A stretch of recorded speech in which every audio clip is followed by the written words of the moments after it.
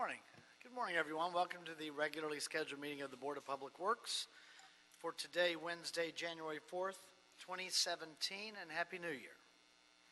Commissioners Rivas, Repenning, James, and Jacinto are present. We have a quorum. May we start with Bureau introductions, starting with Bureau of Street Services. Good morning and Happy New Year. Tim Tyson from the Bureau of Street Services. Good morning, Ali VC, Sanitation. Good morning, Alfred Mata, Bureau of Engineering. Good morning, John Ollinger, Contract Administration. Good morning, Ruben Flamenco, Bureau of Street Lighting. Good morning, Ted Jordan, Public Works General Counsel. Good morning, Raul Mendoza, Assistant Executive Officer. Mr. President, we have no speaker cards under the Neighborhood Council commentary. We do have speaker cards under public comments, as well as on agenda items 6, 8, 10, 13, and 16.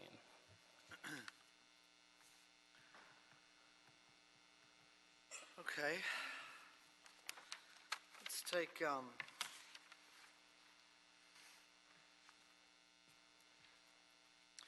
communication items, and then we will do open the bids.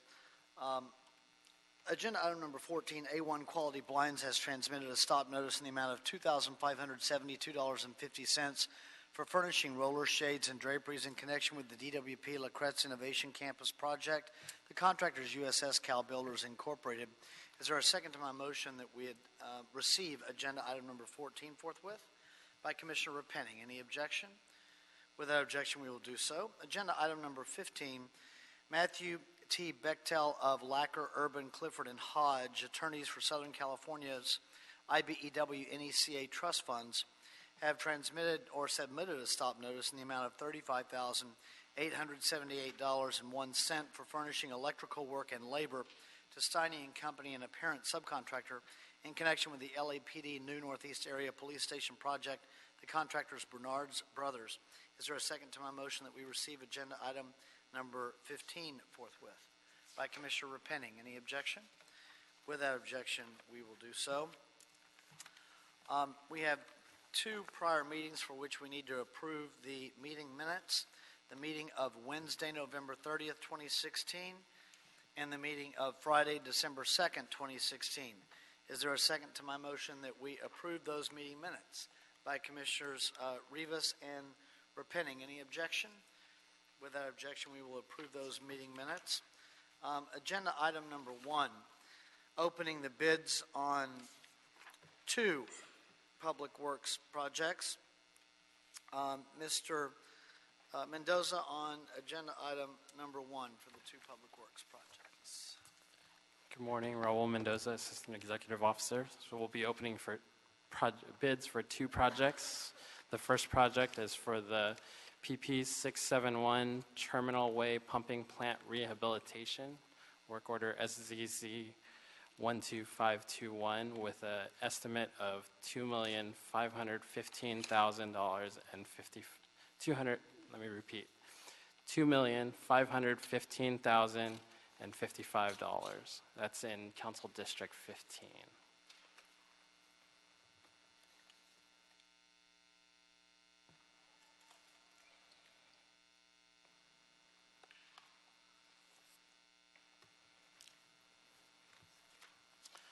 The first bid received is from Kiewit Infrastructure West Company for a total bid amount of $2,828,000 even.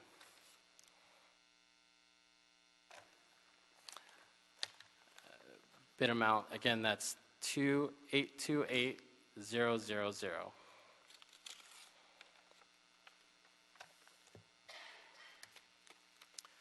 The second bid received is from PPC Construction, Inc., with a total bid amount of $2,811,864. That's $2,811,864.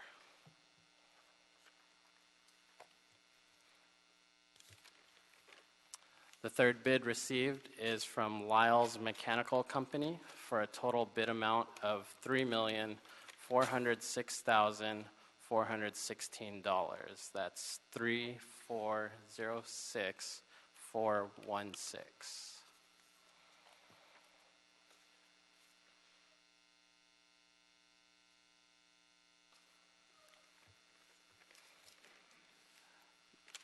The fourth bid received is Meta Mechanical Company Incorporated, doing business as MMC Incorporated, for a total bid amount of $2,638,850.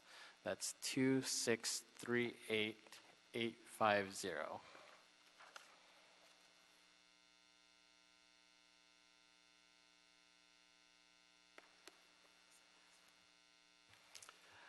The final bid received for this project is from J.F. Shea Construction Incorporated, and that's for a total bid amount of $2,558,966. That's $2,558,966.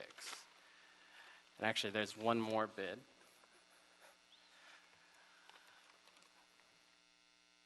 The absolute final last bid for this project is from Kolich & Sons LP for a total bid amount of $3,491,416. That's $3,491,416. And that concludes the bids for the first project. And the second project we're opening bids for is for the pedestrian improvements and safe routes to school, infrastructure improvements from Hollywood High School and Selma Avenue Elementary School, federal project number ATPL 5006-803 and 5006-798. It should be noted that there is an addendum, number 2, that was dated 12/22/2016 with a revised estimate from the original amount of $4,711,542 to a new estimate of $4,771,396. That's $4,771,396, and that's in Council Districts 4 and 13.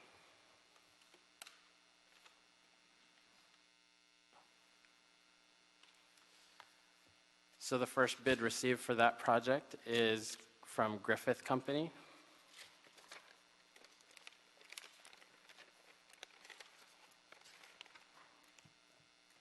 For a total bid amount of $5,554,888.50. That's $5,554,888.50.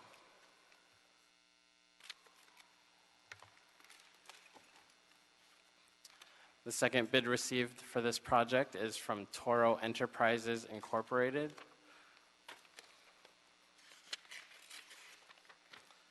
With a total bid amount of $5,983,160.50. That's $5,983,160.50.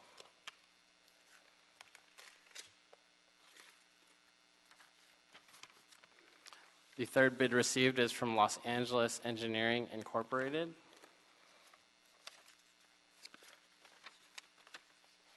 For a total bid amount of $7,358,404.10.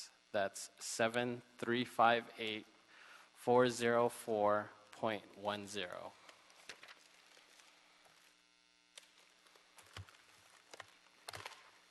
The fourth bid received is from Palp Incorporated, DBA XL Paving Company, with a total bid amount of $6,213,029.25. That's $6,213,029.25.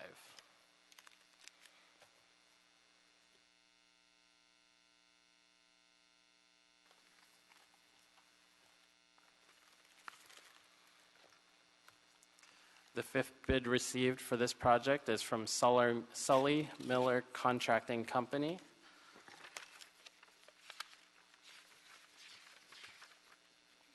With a total bid amount of $5,383,726.15. That's $5,383,726.15. 1383726.15.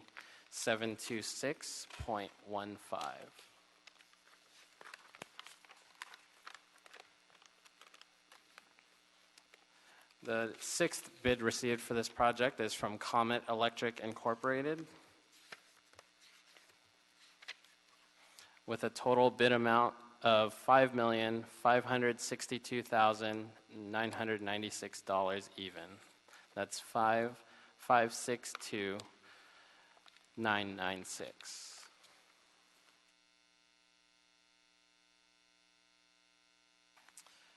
And the final bid received for this project is from All American Asphalt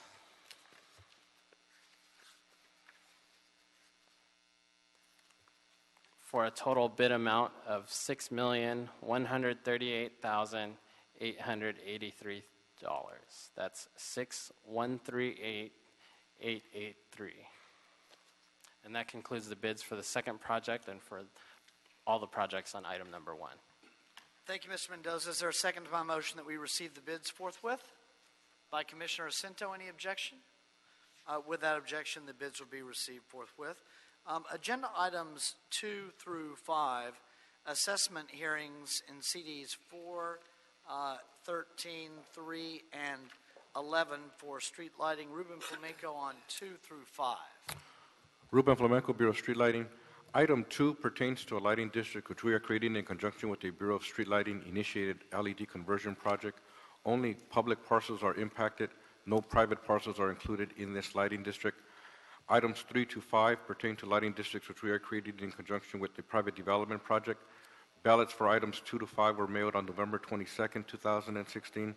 Ballots for items 2 to 5 must be received by the City Clerk's office by next Tuesday, January 10th. We have not received any objections to date on items 2 to 5. We are requesting for the board to adopt and forward items 2 to 5 forthwith to City Council. Okay, no objections on 2 through 5 received by BSL. Any questions on 2 through 5? Is there a motion on 2 through 5 by Commissioner Rivas, seconded by Commissioner Repenning? Any objection? With that objection, we will adopt agenda items 2 through 5. Any issues sending them forthwith? All right, we will send 2 through 5 forthwith. Agenda item 6, assessment hearing in Council District 7, Sunland Boulevard and Sunland Park Drive number 1, Street Lighting Maintenance Assessment District. City Council hearing set for January 10th, 2017. Mr. Herman, you have a card on agenda item number 6. Didn't I have a card on item number 1? I'm sorry? Did I have a card on item 1 prior? I didn't have one for you on item number 1. All right. Maybe the city attorney misplaced it by mistake. Anyways, regarding... At the beginning of the meeting, cards were announced for public comment, plus items 6, 8, 10, 13, and 16. Item 1 was not announced as having a speaker card at that time. Okay. All right, thank you. Go ahead, Mr. Herman. Regarding CD7, this Sunland Boulevard Park Drive number 1, I think we should refrain from this until we get an actual elected official who represents CD7. It is wrong and harmful in public's interest to have Herb Wesson Jr. acting on behalf of CD7 on behalf of the public.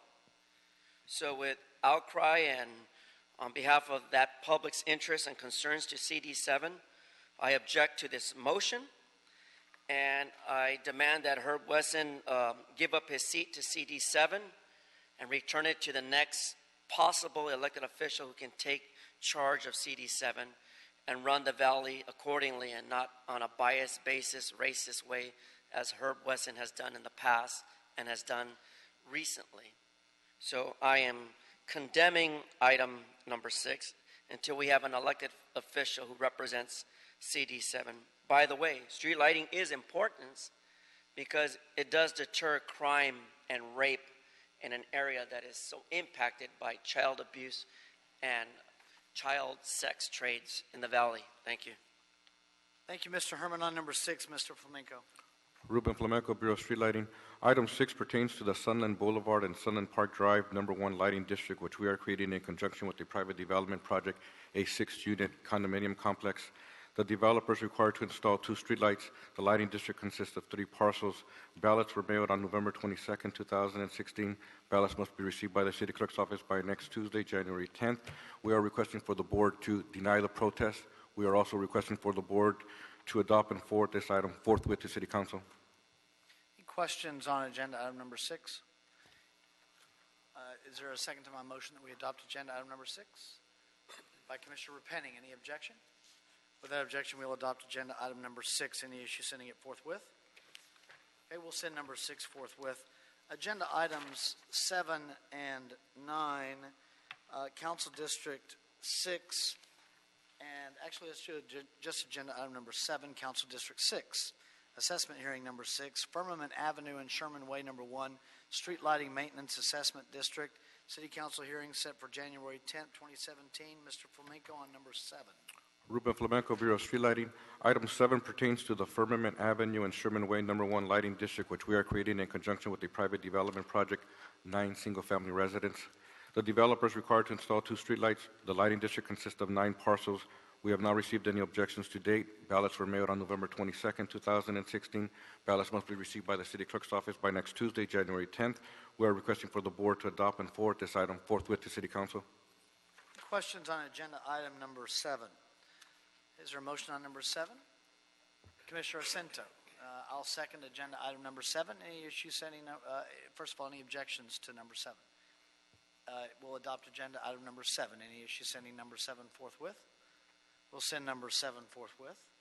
Agenda item number 8, our final assessment hearing this morning from the Bureau of Street Lighting, Council District 14, Bridewell and Pollard Streets, Street Lighting Maintenance Assessment District. City Council hearing set for January 10th, 2017. Mr. Herman, you have a card on number 8.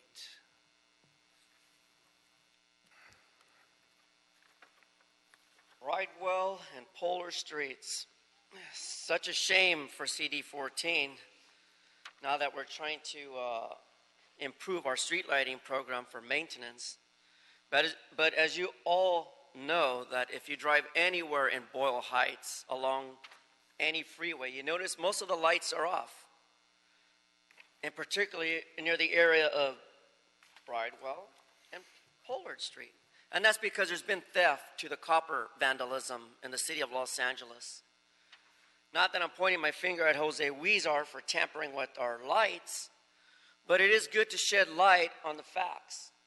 Facts like Huizar's problem with Godoy, that we had to pay out of the public bank account to fund her lawsuit. That was part of my public comment card, as you saw my illustrations and my depiction of Mr. Huizar and Godoy. But again, they're just public comment cards, nothing offensive. It's simply to criticize those who failed to protect the interest of the public, like Jose Huizar, whose shortly downfall is that he can't shine true light in Boyle Heights.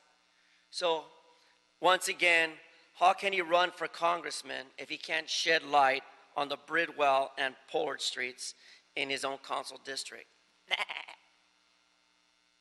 Thank you, Mr. Herman. On agenda item number 8, Mr. Flamenco. Ruben Flamenco, Bureau of Street Lighting. Item 8 pertains to the Bridewell Street and Pollard Street Lighting District, which we are creating in conjunction with a private development project, 9 single-family residences. The developer is required to install 4 streetlights. The lighting district consists of 4 parcels. Ballots were mailed on November 22nd, 2016. Ballots must be received by the city clerk's office by next Tuesday, January 10th. We are requesting for the board to deny the protest. We are requesting for the board to adopt and forward this item forthwith to city council. Any questions on agenda item number 8? Is there a motion on number 8 by Commissioner Asento, seconded by Commissioner Rivas? Any objection? Without objection, we'll adopt agenda item number 8. Any issue sending it forthwith? We'll send number 8 forthwith.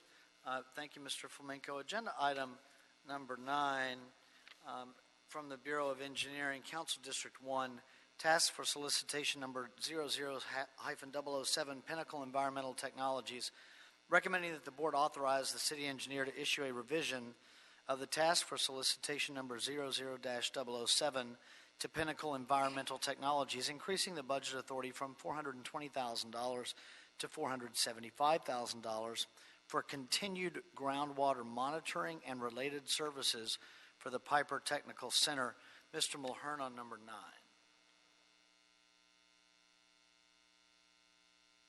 Mike Mulhern, Bureau of Engineering, Geotechnical Engineering Group. This is, as you mentioned, for Piper Tech right across the freeway where a number of underground tanks have leaked, principally gasoline with some solvents. There's a little bit of MTBE there in the groundwater. The site is a little complicated because the shallow soil is being addressed by a combination of Sempra Energy, which used to own the site as a manufactured gas plant, and DTSC. We're concerned with the groundwater. So we're monitoring it at the behest of the Regional Water Quality Control Board. It's been fairly stable. This is one of our lower priority sites because there's no residences or other sensitive receptors nearby, and the groundwater is not getting any worse or migrating off-site. So we ask for another $55,000 to continue monitoring it, reporting it to the regional board, and I also note that the Pinnacle Environmental, one of our small firms, has excellent MBE, WBE participation. And this is an annual request under policies submitted by the CAO? Yes, we're funded on a yearly basis. Any questions at all on agenda item number 9? I have any questions on number 9? Commissioner Sintos made a motion that we adopt agenda item number 9. I'll second it. Any objection?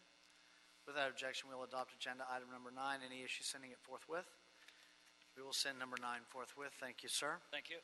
Agenda item number 11 in Council District 13, the appeal of an above-ground facility, 2154 West Santa Ynez Street. Commissioner Jacinto recommending that the board deny Ram Sripacha's appeal of the Bureau of Engineering's determination to locate the above-ground facility adjacent to 2154 West Santa Ynez Street on the Rosemont Avenue side of the lot, with the condition that the proposed cabinet be moved 80 feet south of the center line of Santa Ynez Street. Mr. Ledoux Mr. Herman has a card on number 11. Mr. Herman on number 11. Yes, we'd like to thank our Commissioner Joel for stepping up and denying this process. As you all know, that people with disabilities and the elderly are stopped from using particular streets, avenues, crosswalks. And when you have a petition to remove a cabinet and put it somewhere where it does not belong, usually it impacts your access. It's called accessibility. So in the future, when any of these projects come before this commission, you must consider the ADA 2010 standard, and that's stay within the restrictions of the Department of Justice and comply. Now, if anyone out there really listens and wants to complain, contact the U.S. Department of Transportation, 1200 New Jersey Avenue, Southeast, room W, 78/306, Washington, D.C. If I'm not right, Trump gave me the zip code, 20590. No further comment. Denied. Thank you, Mr. Herman. Mr. Ledoux on number 11.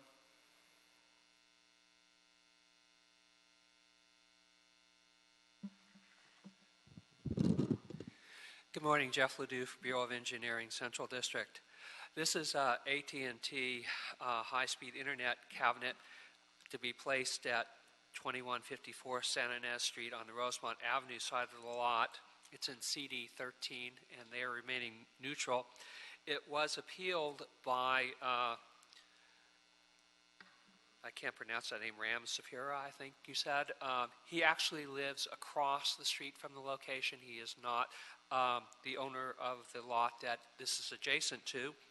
We did have an appeal hearing on this with Commissioner Jacinto, and during that time, it was agreed that AT&T would go out there with the appellant and see where they could move the cabinet along that same side of the property where it was proposed so that it would be out of his line of sight. He said that he would be able to see it, and if they could move it a little bit where he couldn't, then he would be okay with that. And so originally it was supposed to be 65.5 feet south of Santa Ynez Street, and they came up with the compromise solution of 80 feet south of Santa Ynez so that he could no longer see it. and he is okay with this compromise solution. Great. Any questions on agenda item number 11? I don't have any questions on agenda item number 11. Is there a motion on number 11 by Commissioner Jacinto? I'll second it. Any objection? Without objection, we'll adopt agenda item number 11. Any issue sending it forthwith?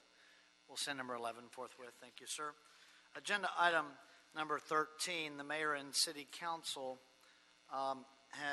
let's do agenda item number 12, an authority for expenditure, National Association of Clean Water Agencies, Office of Accounting and Bureau of Sanitation requesting board approval and execution of an authority for expenditure in the amount of $65,660 for annual membership dues to the National Association of Clean Water Agencies, which provides updates on upcoming regulation and legislation that affect the city. Diane Gilbert on paying our dues.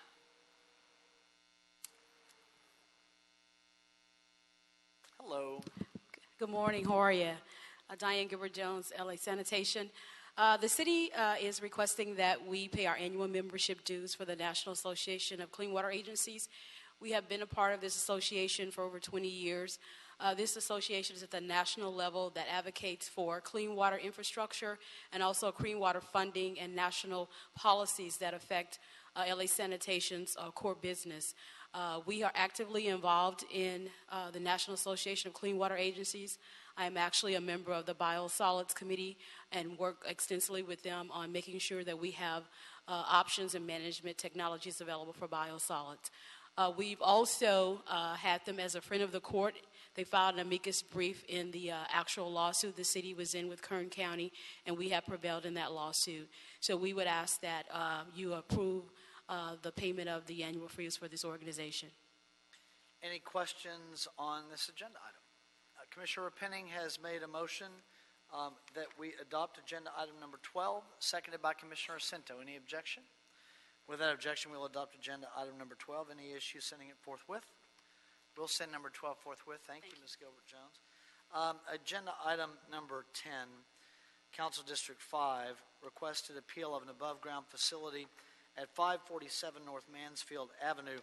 Commissioner Jacinto recommending that the board deny Paul and Allison Wood's appeal of the Bureau of Engineering's determination to locate the above-ground facility adjacent to 547 North Mansfield Avenue on the Clinton Street side of the lot. Mr. Herman, you have a card on number 10.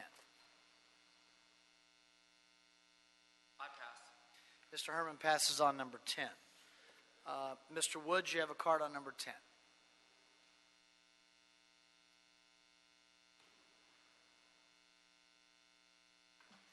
So I appeared a couple weeks ago protesting the placement of this box. Keep in mind, this is for an AT&T, a for-profit company. It's not a city utility, right? It's for AT&T, an independent for-profit company. AT&T has multiple options where to place this box. This thing is right off my dining room, right off my kitchen eating area, and my dining room. I realize I have a corner lot, but they have multiple options. I've discussed this with AT&T engineers and fiber optics engineers, and I think AT&T is being disingenuous, saying it needs to be close to this box.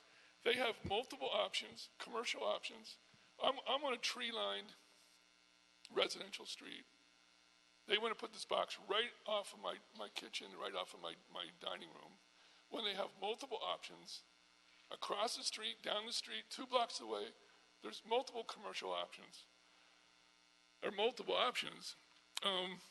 Apparently the city has no research or provisions on how this might affect a property owner's property value. I think there should be some kind of provision or some kind of research or study to say, I mean, I've talked to realtors, my realtors, that say there's nothing but a negative impact on this thing being there. And there's no positive of this eyesore being there. It also attracts graffiti. AT&T claims they have some kind of graffiti-free paint. That's not true. I've taken multiple pictures of these boxes with graffiti covering them. I also work in a studio space above my garage, which will also, I will also be able to see this box from not only my working station, but my dining room and kitchen, as I've said.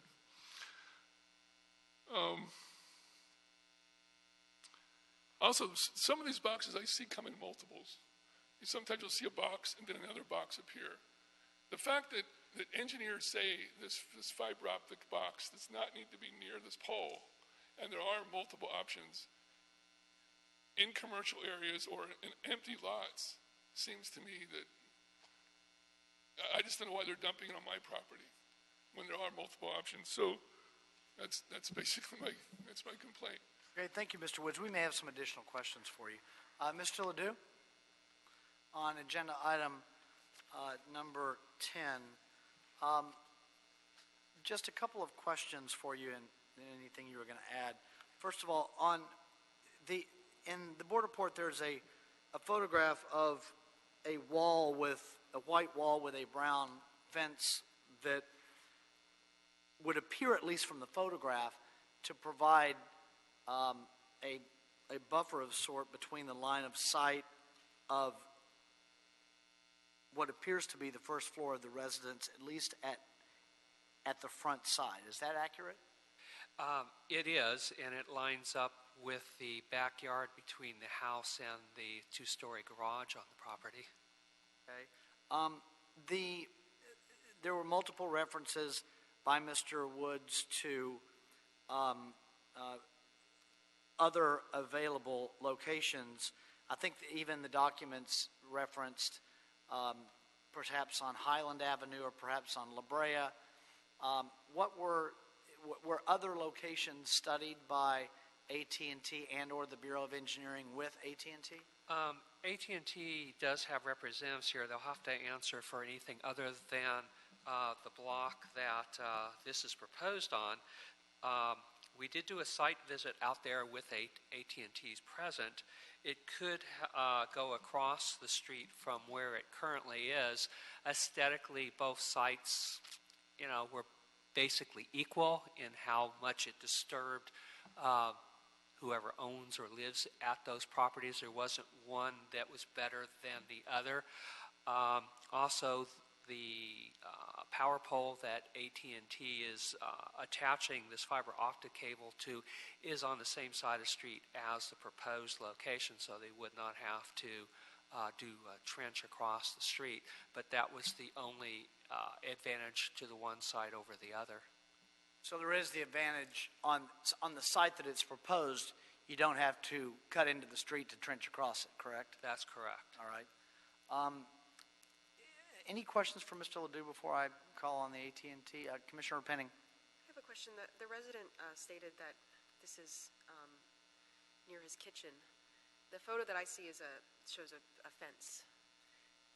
There is, if you look at the photo closely, to the left of the fence, you will see a large window there. It is partially obscured, as you can see in the photo, by some landscaping, some shrubbery that is next to the house, but it is in a diagonal line of sight to the proposed location. But that's the only window from the house that has any real line of sight to that location. And the height of that fence you would put at? Say that again? What would you estimate to be the height of the fence? The fence is approximately 6 feet. Thank you. Thank you, Mr. Ledoux. Can we have the representative from AT&T?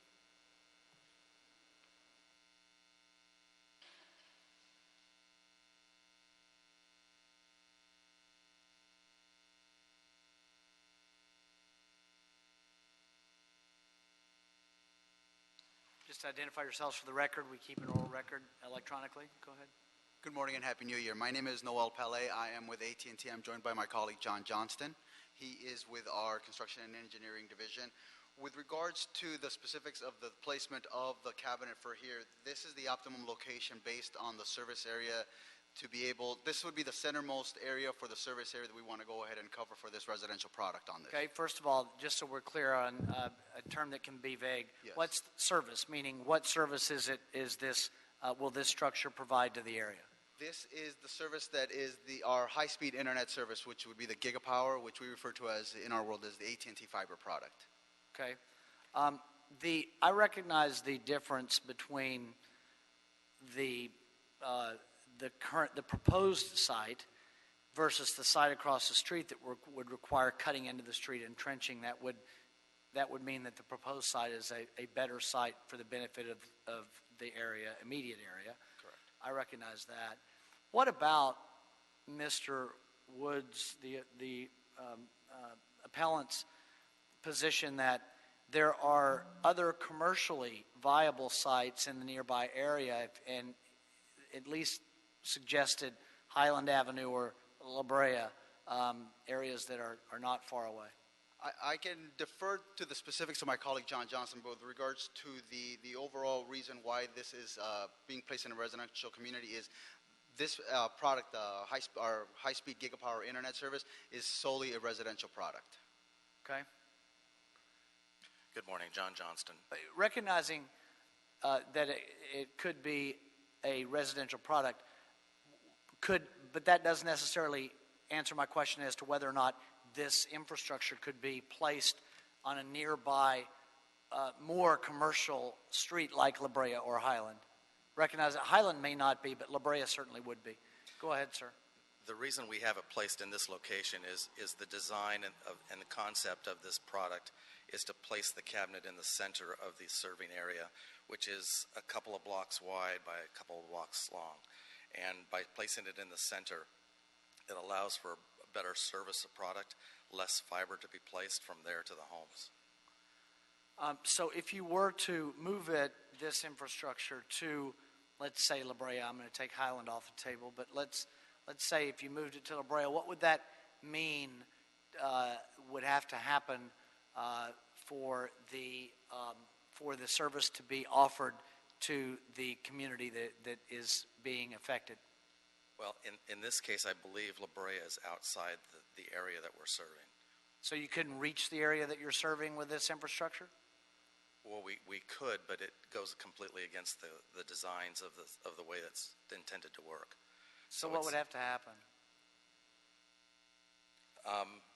We would have to place an extensive more amount of fiber, and it goes against the design standards that the corporation has designed for us. We need to be within the serving neighborhood. We have the way we serve phones today is we have a copper box, what we call a network distribution box that we have. Copper comes into it, then copper goes to the neighborhoods. We define that as a distribution area. What we're doing with this product is we're serving the same distribution area from within, and that's the way the phone company designs work, is by having the cabinet serve the area that it's within. Okay.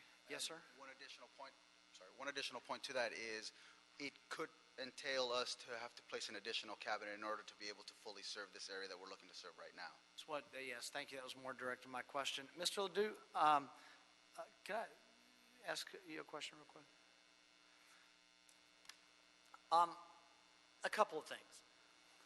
First of all, regarding the issue that was raised by the appellant on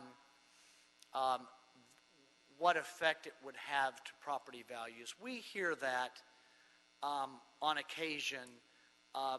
More often, they're concerned that the installation of the infrastructure would negatively affect property values. But and we don't conduct those studies. Is there anything in the ordinance, one way or the other, that relates to that? And before you answer that, I would argue that to be fair in the analysis, and the reason I think that the answer is probably no, but I want you to say, since you work with the ordinance every day, to be fair in the analysis, you would also need to make a determination of to the potential increase in value of a home, or even decrease if a home doesn't have access to high-speed internet. So while an item of infrastructure may decrease value, if you put a home on the market that has no way of getting high-speed internet or internet service, and that's reported on the home itself. In today's world of technology, I can't imagine that the value of that home would go up either. It seems to me that if I couldn't get high-speed internet in a home where other neighborhoods could, I might look in the other neighborhoods. Go ahead. The ordinance itself does not address the issue. I obviously, over the years of having done this, have heard various reports. The basic that I have heard is that it's a mixed bag. It can lower the value, there's no doubt about that. It may not lower the value. We have had some cases come before the board where an area could not get a certain kind of internet service, and they wanted a decent internet service very, very badly, and pressed the board to decide in favor of one of those services, which would mean a cabinet being placed in public right-of-way. So it is a mixed bag. Normally we haven't really dealt with it because there's two things. One, there is a principle, and the city attorney here can back me on that, in the ordinance, that where we place a above-ground facility, that it serve the area in which it is placed. The AT&T cabinets are being placed, like you said, in the center of the service area that it will provide that service for.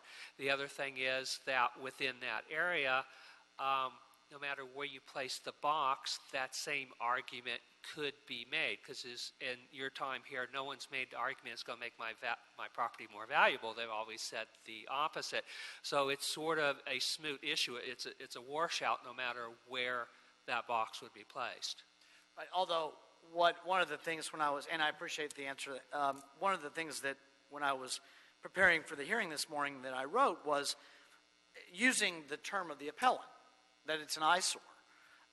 Is there any other location where it would be less of an eyesore and still have the same effectiveness? And the only answer, without me asking the question, that came out in today's hearing is, well, we could put it across the street, but the problem in balancing that to the community is, but to do that, these guys are going to have to trench under the street, and that would mean a negative impact to the community by cutting into their street, and that's not beneficial, which leads me back to the proposed location.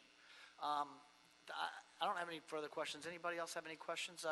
Commissioner Jacinto. Thank you, President James. Mr. Johnson, for the record, can you describe the mitigation that AT&T can provide for graffiti if it is on the above-ground facility? You state something, but if you could state it for the record, please.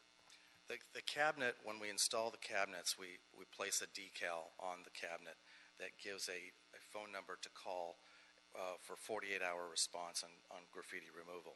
The other key element to this, which is pretty phenomenal, and I have tested it and it does work, is these cabinets have a paint that's baked on at the factory that is actually anti-graffiti.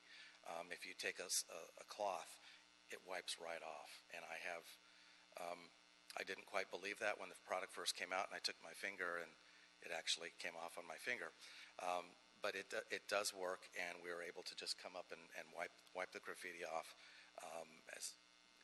without any issue, without any solvents or anything along those lines. And Mr. Johnson, in addition, if there is graffiti on there, they could call, any stakeholder can call, Absolutely. and AT&T will come out and remove it within a certain period, correct? Within 48 hours, that's correct. Thank you. Thank you, Commissioner Jacinto. You raise another issue in my head. How many residential customers are going to be serviced by this infrastructure in that proposed immediate area? I don't have that number off the top of my head. An estimate? But it's approximately 300 residents. Okay. Anything further? Commissioner Rivas. Hi, I just had a question. I know Commissioner James had mentioned that potentially moving the cabinet could prevent residents from getting high-speed internet. Do you agree with that? If you were to find an alternate location, would that just require adding fiber and you would still be able to reach the service area? Or would there be a reason that a resident wouldn't be able to be serviced? It's kind of a complicated issue, but basically the further we get away, the less customers we can serve. It's more costly, and the corporation does give us a cost guideline, and if the costs become above a certain level per home, then we back away from that neighborhood and go elsewhere. So it could potentially mean you would have to install another cabinet in that to reach a service To area. reach what we need Yeah, to a resident reach. that maybe couldn't be That's serviced from that one if it were Yes. to move. Because, like you said, this is the center of your area. This is the center, right? That's correct. Okay, I'm just making sure. And then for the graffiti, the paint or sealant, I don't know what you called it. It's new. Is that new or is that? The product's been around for a while. With our previous project of the U-verse cabinets that we placed, that also had the same anti-graffiti paint baked into the cabinet surface. Okay. No, because I've seen, there's photos here of some cabinets in the area that have graffiti on them. I think, I'm not sure if Mr. Wood submitted them or, was that used on those or that same? This technology, the earliest I believe that we started using it was about 2006. Okay. So there's a lot of cabinets that have been in neighborhoods for decades that wouldn't have that surface on it. And when we are called, when people call 611 repair on those older cabinets, we do go out and clean them or resurface, repaint them if need be. Someone just needs to let us know because we don't necessarily drive by them all every day. Okay, thank you. Thank you, Commissioner Rivas. But to that point, when you repaint them, do you repaint them with the new higher level paint that you've described? I really wish we could, but that process is baked into the metal in the factory. It's not something that we can apply in the field, not yet. So only the new cabinets are getting this baked in high technology paint? Yes, sir. Okay. Well, hopefully they find a replacement paint that'll have the same effect for the people that don't have those yet. Any further questions for any of our representatives or the appellant? All right, thank you. Commissioner Asento's made a motion. Commissioner Asento, your motion that we adopt agenda item number 10. I'll second it. Any objection? Without objection, that will be the order. Any issue, sending it forthwith. We'll send it forthwith. Thank you all. Yes, yes, we're adopting agenda item. We're adopting agenda item number 10. Sir, the discussion is on the record, and that's the action that the board has taken. So yes. Well, that's something that you would have to determine on your own. The board has taken its action. Based on the record that we just made here this morning. So thank you, sir. Yes, based on the record, sir, and that. Based on the record, sir, based on the record that we heard this morning, that's the order. And so we're now going to move to agenda item number 13. Agenda item number 13. The mayor and city council have approved and authorized the board to execute amendment number 2 to the 11 consultant contracts for pre-qualified on-call landscape architectural services in support of the Public Buildings and Open Spaces program. Mr. Herman, you have a card on number 13.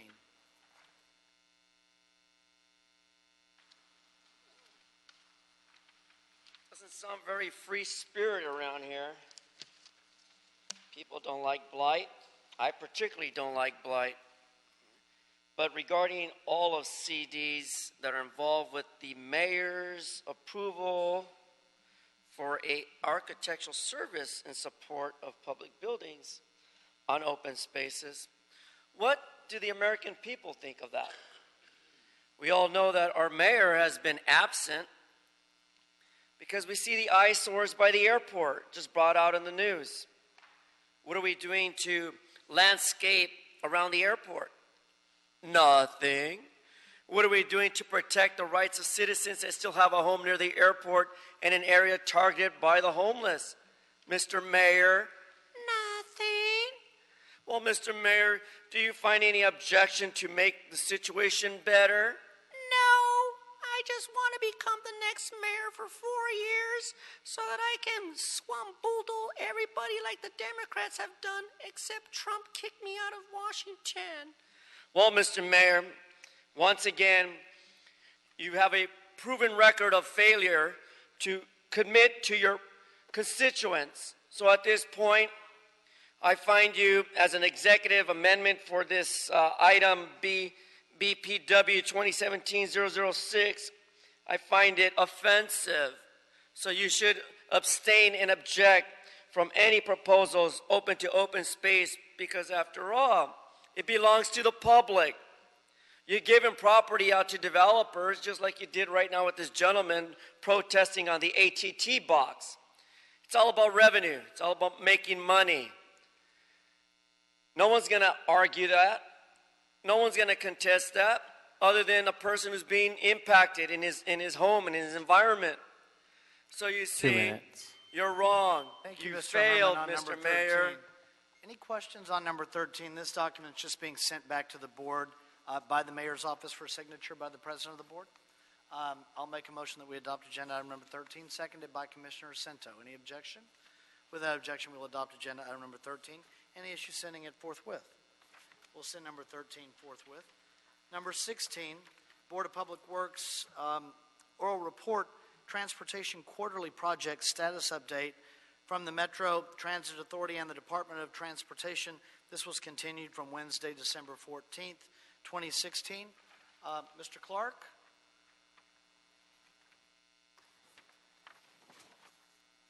Or anybody else that you'd like?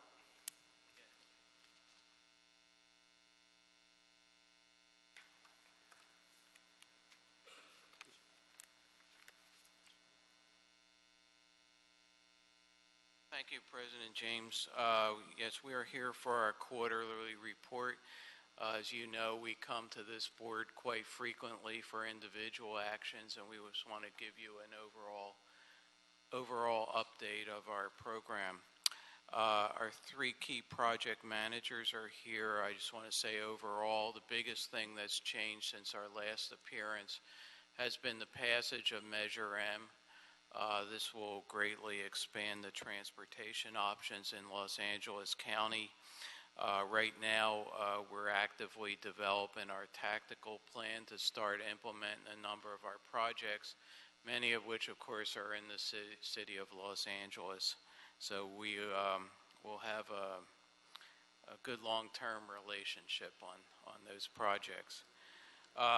Again, to keep it brief, I've handed out a PowerPoint, and I'll try to bring it up, but I'm going to have each of our project managers talk briefly about their projects and answer any questions that you might have. So the first will be Gary Baker, who's the project manager for the Regional Connector Project.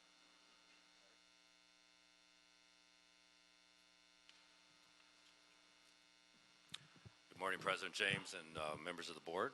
Happy to be here again this morning to talk about the Regional Connector Project. I'll try to be brief with an update on the 3 major areas in the city that we are impacting the public. If you have your handouts, and you can turn to the First and Central Station project. We're happy to report that the street has been restored for a few months now. We are celebrating, we did celebrate the lowering of the TBM machine in October, and you can see from the photos there that we're getting the machine poised to begin mining at the end of this month. So that's a very key milestone for the project. We're all excited about that. Just as a matter of interest, we have extensive geotechnical monitoring throughout the alignment as we begin tunneling operations to be able to monitor any ground movements.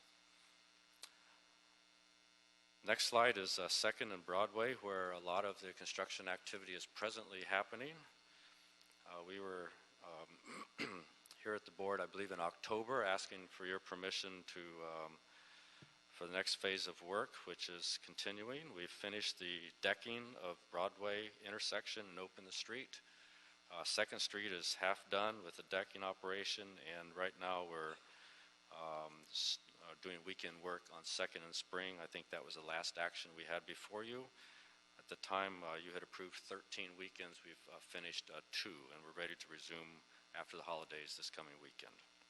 So work is going well at Second and Broadway. Finally, Flower Street update. We were here also in October and received approval for 14 weekend closures to close Flower Street to do the decking of Flower.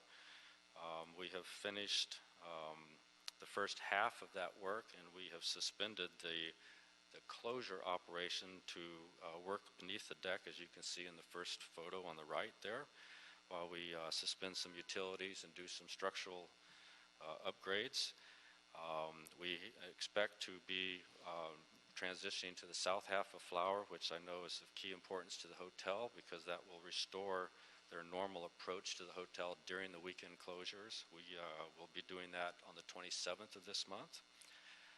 And then around the second week of February, I expect to be here asking for your approval to advance the work through the 5th Street intersection and then into the south half of Flower between 5th and 6th. So you can expect us to be getting those discussions here shortly. Focus on Flower is turning to that next block, as I just mentioned, specifically utility work at 6th Street. Then finally, turning over to a summary of the active engagement of our community outreach team. You can see there have been several public engagements during the last quarter. We've met with the community and introduced the artists that are going to be developing artwork for the stations. We've partnered with Little Tokyo to promote during the holiday season the holiday marketplace, and we've had other activities that have highlighted unique small businesses. Overall, we've hosted 10 community meetings, 7 presentations to the Community Leadership Council, and had over 40 construction notices distributed. So we're still remaining very active in the community. Olga Arroyo is here if you have any specific questions about the community outreach portion. And finally, just to give you a brief update on our business interruption fund. This data here on this slide has been updated slightly. We are now over $1.5 million of funds or grants that have been issued. We passed the $1 million grant level for Little Tokyo area, and then the Second and Broadway area has increased from $231 shown on the slide here to $444,000. So there's been a significant increase in the business interruption funding issued to small businesses in the area. And I also have Paula Carbajal available if you have any specific questions about the business interruption fund. And the last slide, I just summarizing the next actions that we anticipate bringing before the board. The first 2 bullets we talked about on Flower Street. That's where we begin piling on the east side of Flower, and then it'll be the west side. A series of closures to continue the operation through 5th Street intersection. And then one of the key areas on the project now is the DWP utility relocation at 6th Street. 6th and Flower is a major intersection. We're working with DOT to try to plan for that work so we can expedite the construction of that with the least impact. This is another area that is very similar to the situation we encountered at Broadway Street, where there's just extensive infrastructure that was not anticipated to be relocated. But it represents a major change for the project, but we're working with the DOT to come up with a solution we think will work. We'll be presenting that to you shortly. So, Thank you, Mr. Baker. Any questions or comments on Regional Connector before we move to Crenshaw? I'm anticipating Commissioner Jacinto. Thank you, President James. Gary, thank you for the report. It's good to hear a couple of things. One is that we're going to move over to the south side of Flower and take care of the very active Bonaventure and their needs as they continue their operations too. And it's great to hear about the business interruption fund and to be able to sustain small business in this very important place for Los Angeles. where Los Angeles does business. So I'm happy to hear that we're getting over $1 million out in funds. Let's continue to do that. Appreciate, Rick, our meetings on a monthly basis with Deputy City Engineer Alfred Mata, and continue to get out and engagement with the community is always the best thing in anything that Metro and the city does. So thank you. Thank you. Thank you. Anything further? I would just add, Gary, and to Richard, you as well, there's a lot of work and coordination between your agency and our Department of Public Works, most specifically the Bureau of Engineering. We appreciate the continued collaboration and a lot of coordination that has to happen. I mean, you're talking about building this project with all of the other development that's going on right now during this boom in downtown, with all of the new residents that are now moving to downtown and increased record production days for filming and television production. We're having a shoot outside today in downtown. All of that coordination takes a lot of work and effort and constant communication with the community that is really getting us through these projects. So we do appreciate, Alfred, your team and everybody working together on this. It's not easy. It's a lot of hours. It's frustrating at times, difficult at times, and sometimes we find ourselves in court. But we're getting through it, and it's in quite, I would add, as a former longtime member of the private sector, in quite a remarkable way. So thank you all. Thank you for all your support. Kimberly Ong is here to present the Crenshaw project.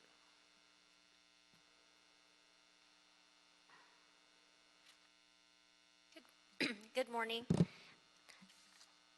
Before I go into the project update, just a brief overview of what the project is for anyone here that is not familiar with the Crenshaw LAX project. It is an 8.5-mile light rail line with 8 stations with a life of project budget of over $2 billion.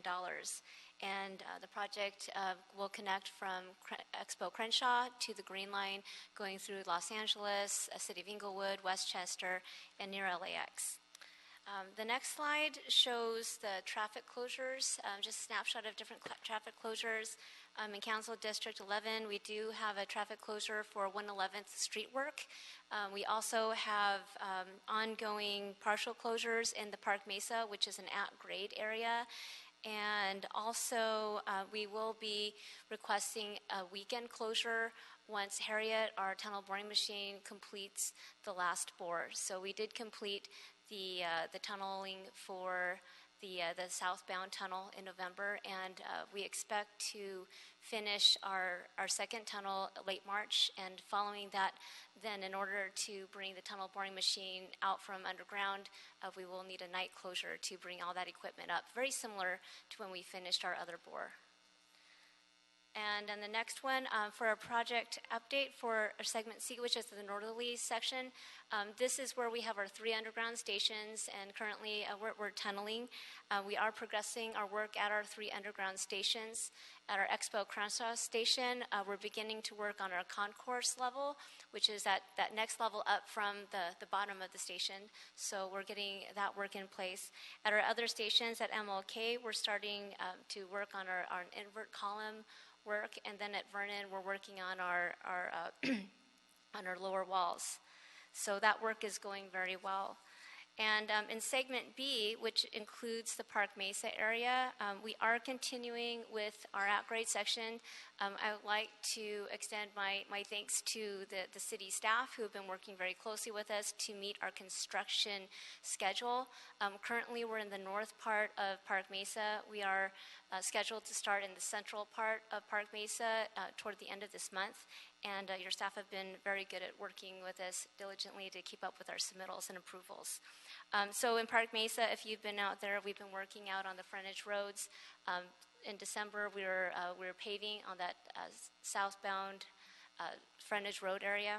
And then also in Crenshaw, to the southerly part of Crenshaw, we have our cut and cover underground structure that goes on Crenshaw Boulevard and then turns onto the Metro right-of-way.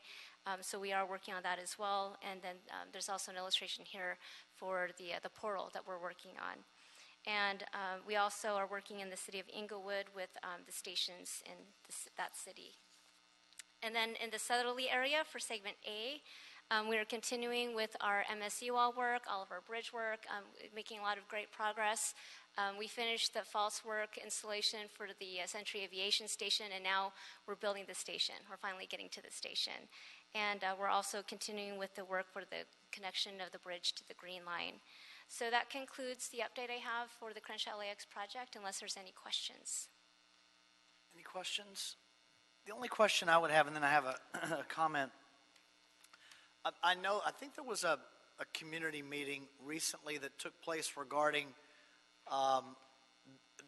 the parking issue. There's been some parking. It probably covered every issue, but I know that there have been some parking issues, and those are the ones that I apologize that I'm the least familiar with those challenges. But just the fact that my office hasn't gotten a lot of blowback from some of the parking challenges leads me to assume that we've had some success in working with the community and the local businesses regarding some of the parking challenges. The meeting I believe you're referring to was a workshop that was sponsored by the mayor's office Right. and Council District 8. They invited Metro as well as all of the city departments were present. It was great. Everybody was there, so that it was an open forum that if anybody had questions, whether it be about parking or I remember trees. we had reps from all of our bureaus there. Right, right. So from that meeting, the intent of that meeting was really that to get everybody out there. There were a lot of comments about why isn't LADOT here? We want to know about parking. We have our questions, bring them out. So that was the forum to address the questions that people had. With regarding parking, I believe that there's still some additional work that needs to be done. There's been some good progress. Having that working session and bringing out the experts in all of the separate areas, I think was very positive. But there are some additional follow-on that may need to happen with the community. At this point, we are working with the mayor's office and the council district for the next steps. But from the feedback we received, that was a well-received workshop. I would mention, too, just my comment. Thank you for that. Mr. Clark, we appreciate Metro's willingness, to compromise and with part of the project, a big part of the project, obviously. After we finish all this work, we've got to put everything back together again. And we worked really hard in this hearing room with the community on what that finished product is going to look like. And we appreciate Metro's continuing partnership on getting to a product that the community will be just thrilled about, and indeed will be a point of jealousy for the rest of the country. So we appreciate that. Anything further? All right, thank you. Moving on to, I'm going to guess, the purple line.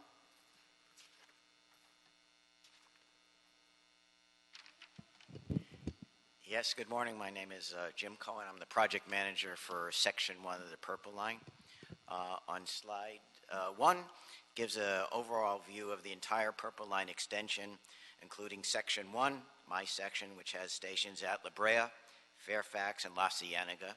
Section 2, which had stations at Rodeo and Constellation.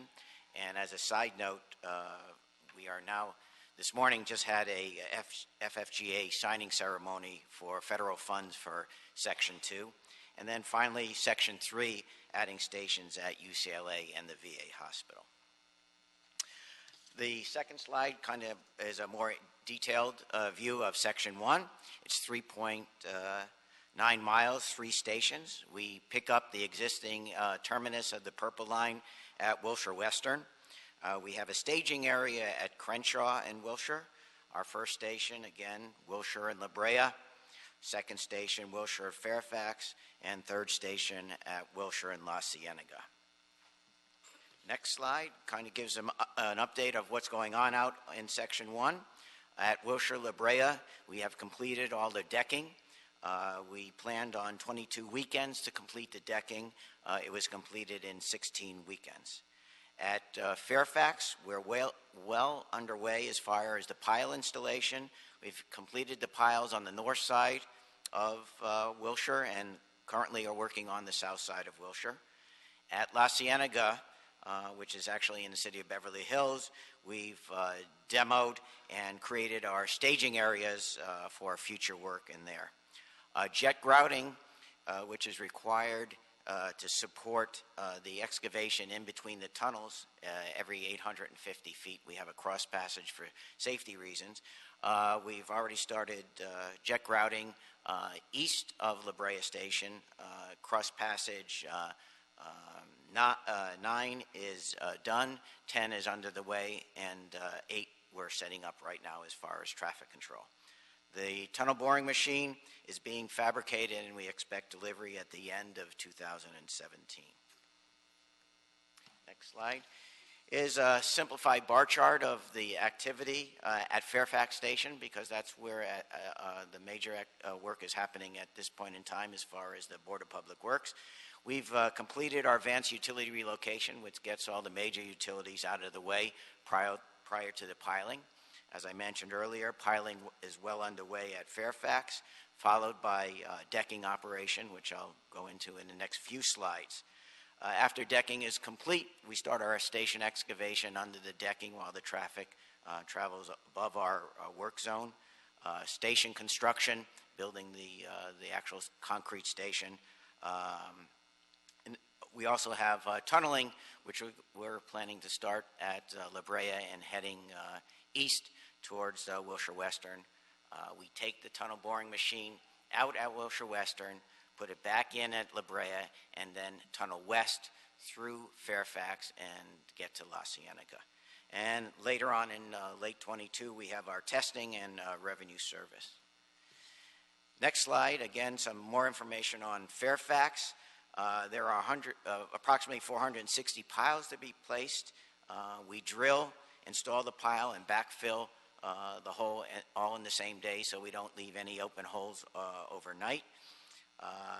Again, as I mentioned, we're well past the halfway point as far as the pile installation at Fairfax. Typical work hours, as mentioned here, are 7 to 11, and sometimes we have some cleanup items, putting the last of the backfilling concrete in after 11.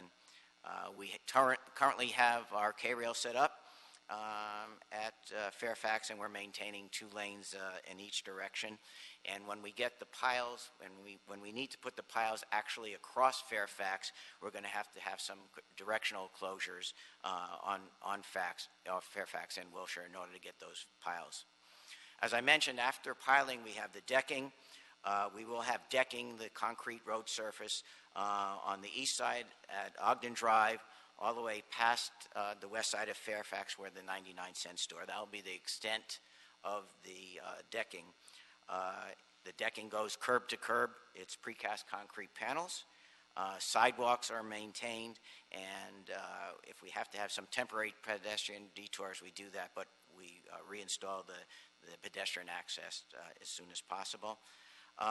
Some facts about the Fairfax Station. Fairfax Station is about 800 feet long. It's a little shorter than the La Brea Station because we don't have a crossover that allows the trains to pass. So this is the shortest of the 3 stations that I'm building under Section 1. 70 feet wide, pretty much curb to curb, and 60 feet deep. The decking, again, will be starting after the piling, which we hope will be in February. Next slide. As far as the decking schedule, in order to put the decking on, we need full closures of Wilshire Boulevard. On the left side of this page, it indicates that we are planning right now 18 weekend closures on Wilshire Boulevard. We're going to do that in 3 phases.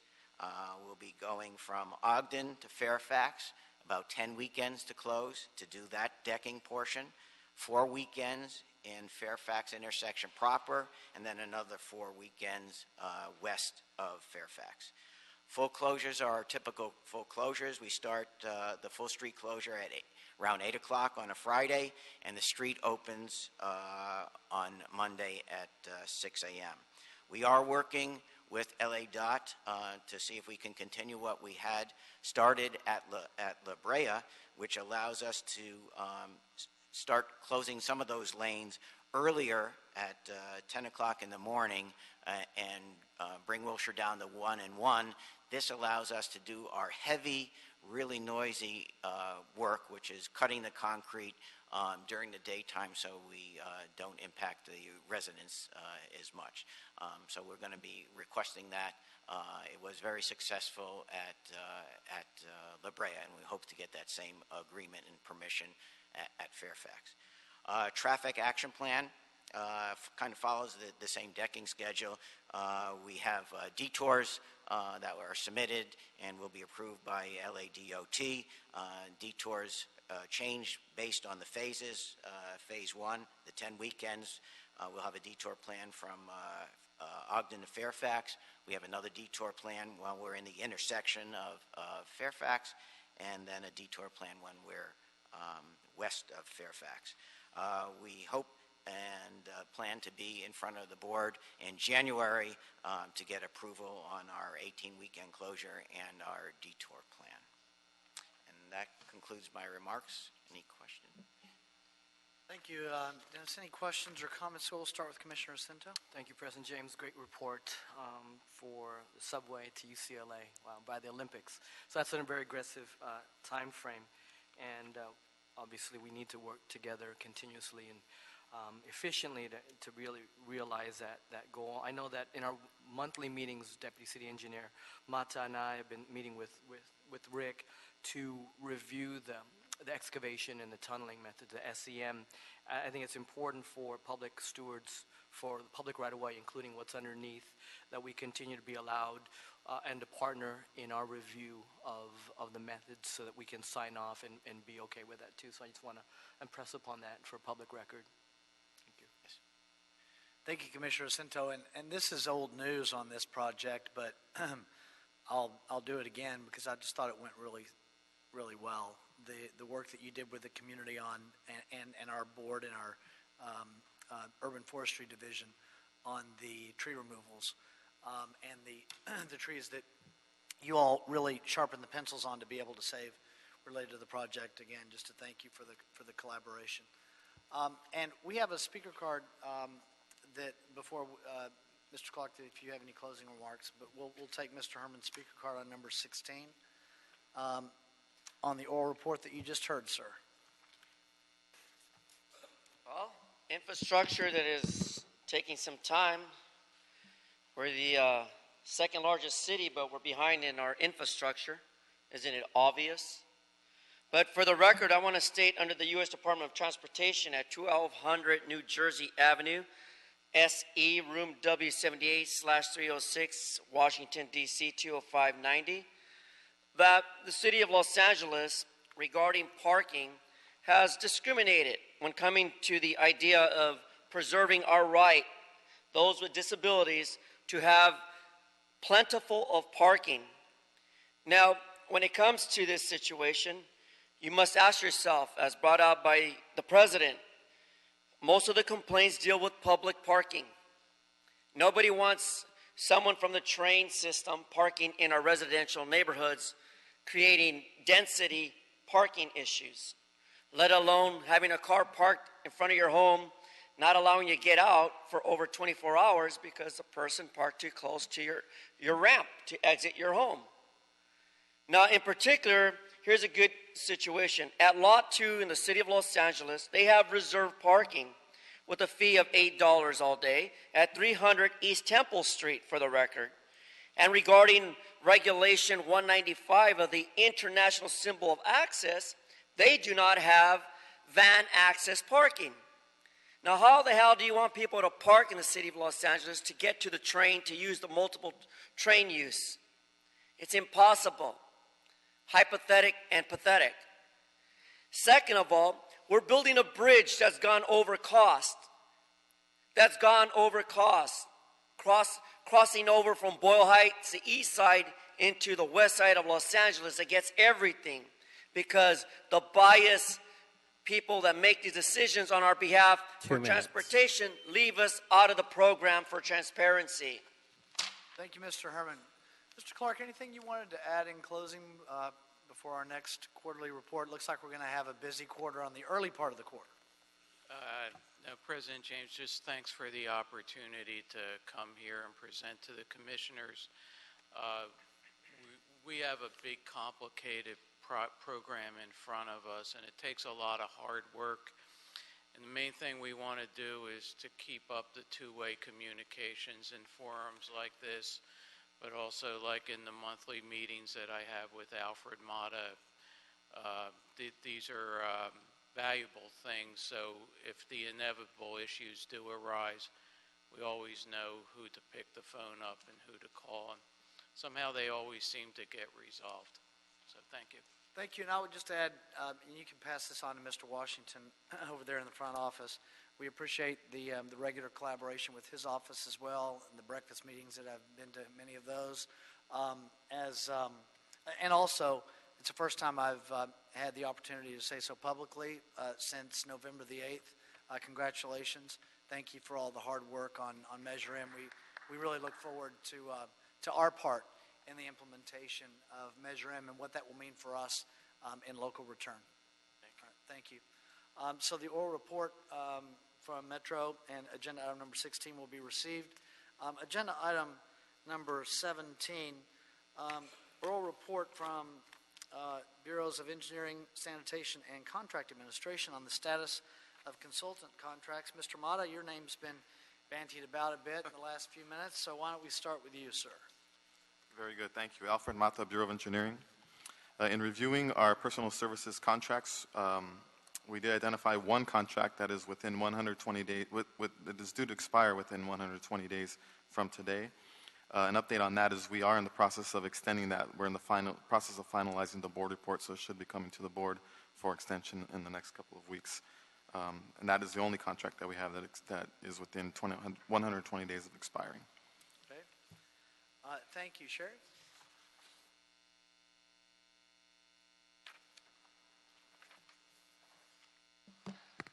Good morning, Commissioners, Bureau Rep, City Attorney, Executive Officer. My name is Sherry Kuroki. I'm with the Bureau of Sanitation.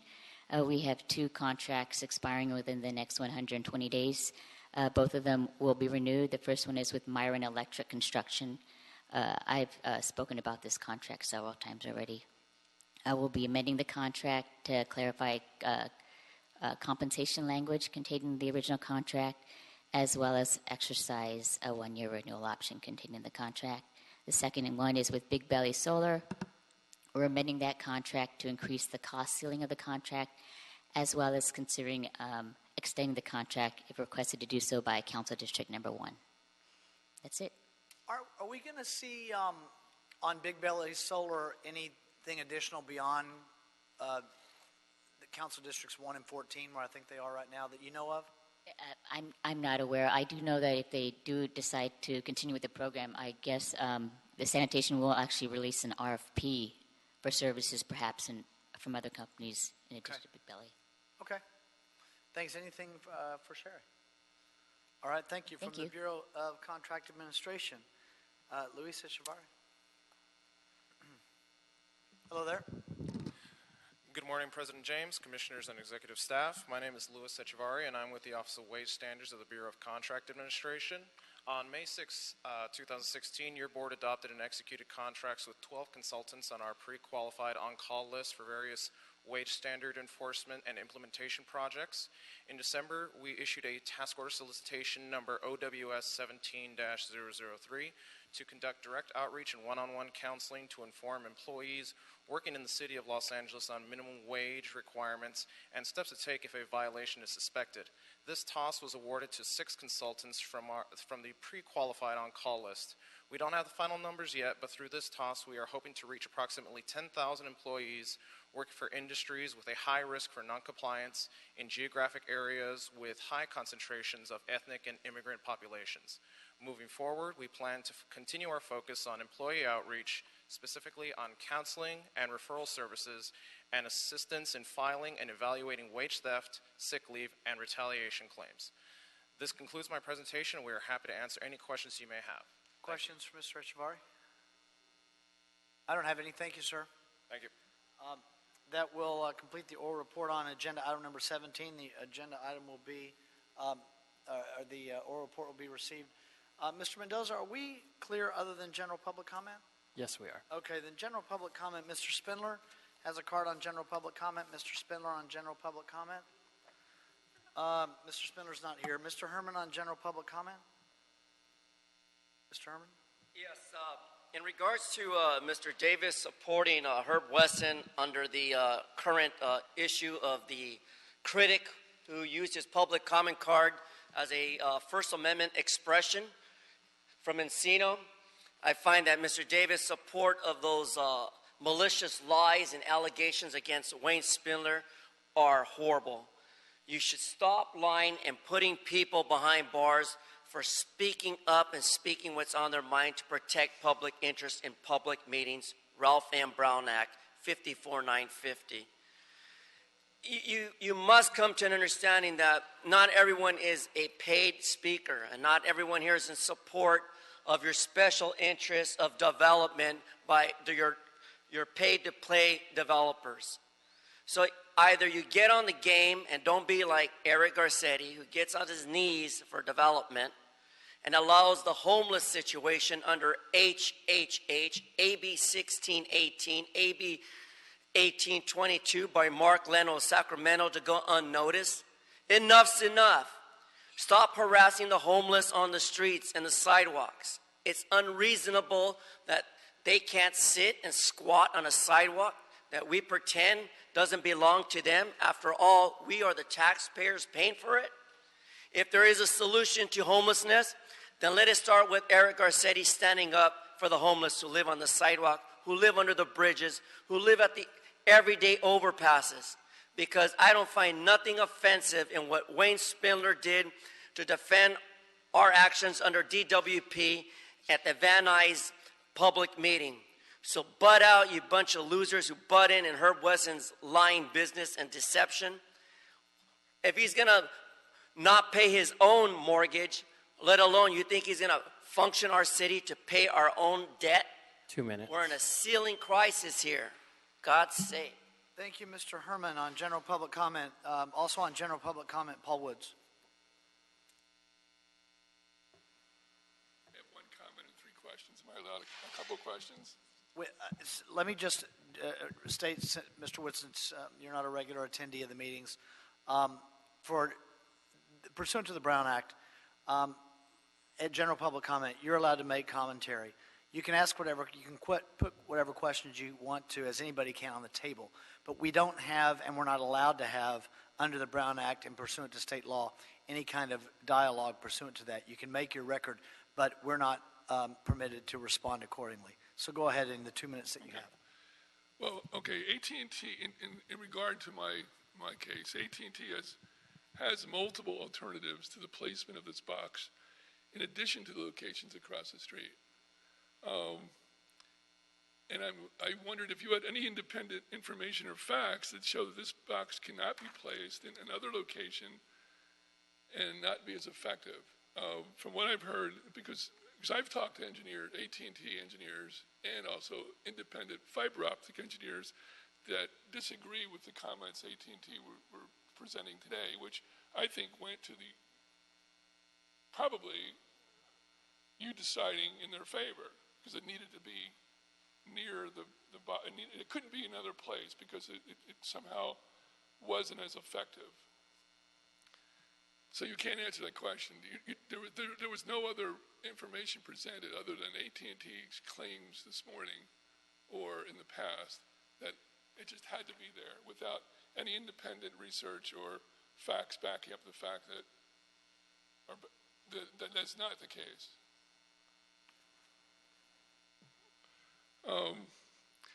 It just seems like your decision was based on only what they had to say, what AT&T has to say, not true information. And then I guess you can't ask this. You can't answer these questions, but I see deny was typed next to my number, next to my number 10. And I wonder whether you ever change your opinion in a meeting like this? Or basically, is someone like me wasting my time coming here today, taking time off from work to complain about the placement of this box? It said deny next to number 10, and you basically heard what AT&T had to say, disregarded the fact that it's off my kitchen, it's 2 off my minutes. living room, because AT&T took a photograph straight on. You know, I mean, do you ever change your opinions? Thank you, sir. I will add this. Since it was on this morning's agenda, the other above-ground facility was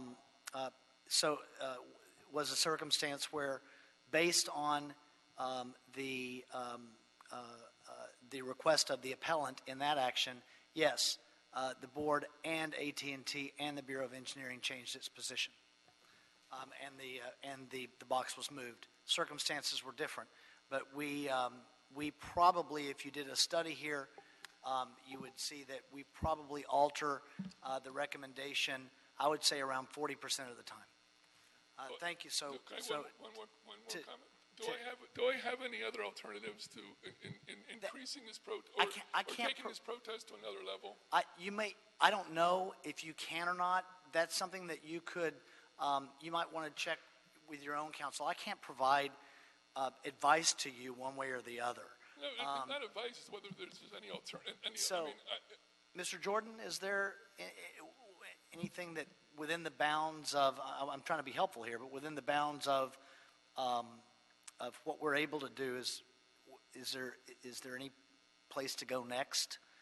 The board's action is final under the ordinance. The only thing the ordinance doesn't provide any appeal to council. The only thing I could ask you to do, Mr. Woods, is to review the ordinance itself, because it may provide some direction to you or guidance in where you could go after the Board of Public Works. What ordinance is that? The above ground facilities ordinance. It's listed on the agenda that you have. Okay. Yes. Yeah, the section It's in the and municipal code. the code and sections listed in the agenda. All right, thank you. With that, we are adjourned this morning. Thank you, everyone.